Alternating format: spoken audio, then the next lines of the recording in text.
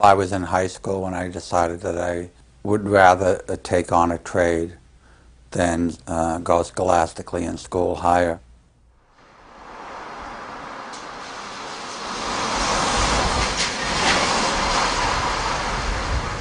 It wasn't until I really came here and established my own business that I really started to blossom more.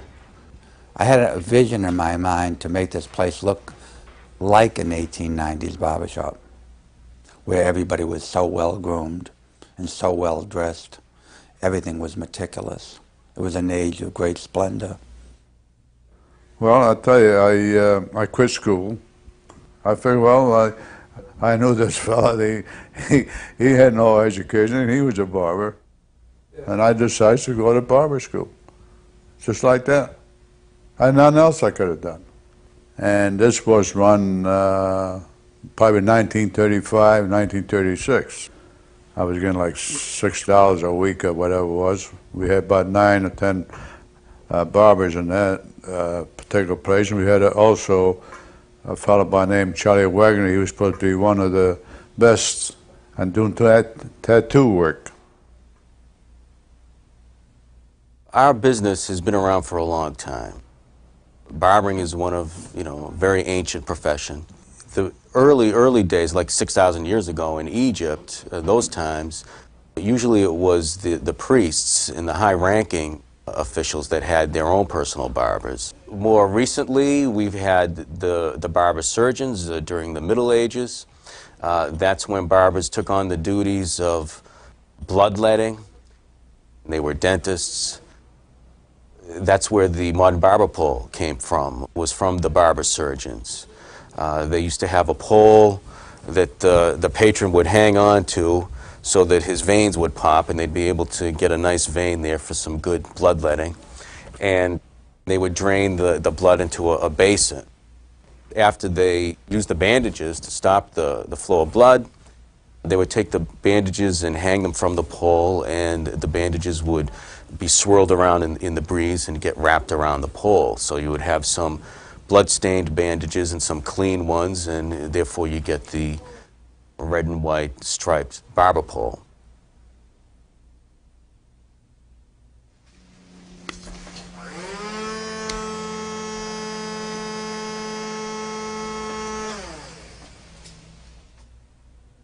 I went in the Army, and I used to cut hair for fellas and charge them 25 cents. I always had money.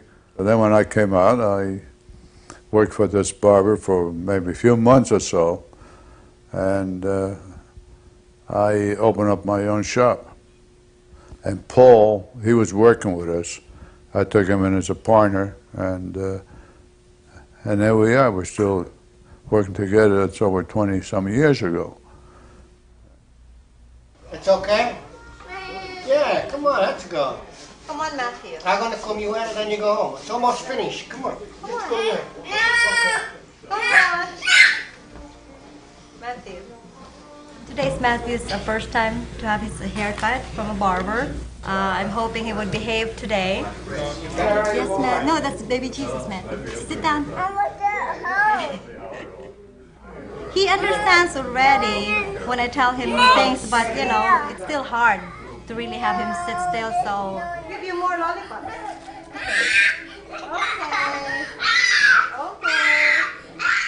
Okay. Last time they be okay, they're quiet. Last time, along with the mother, father, home, the kids, they're okay. But you just, when, nothing. Paul, thank you. Keep it. I think I shorted you last. Thank you. That's all. Take care, guys. I'll see you. Take care. Thank you. Thank you.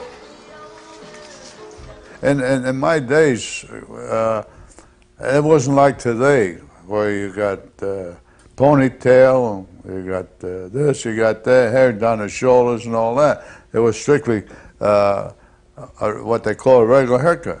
Machine on the sides and back, and that's how it was. Usually when hair is short, styles are short, barbering has done very well. And that was always the case until the 60s. Men started growing their hair, it became fashionable to wear their hair longer. That's when a lot of shops had trouble surviving. A good probably 2,500 shops, not just barbers, but shops closed in the state of Massachusetts alone during those years. What they call the Beatles came here. They had long hair, and everybody wanted to do the same. So it wasn't just the youngster that didn't get a haircut. Their parents trying to keep up with the youngster. Why, I don't know. They weren't getting a haircut. Living at home with my father at that time and my family, I didn't have to pay anything, so I could live on what I made. A lot of us didn't survive. I happened to be one that did. We had 8 barber shops one time here, okay? And right after the war,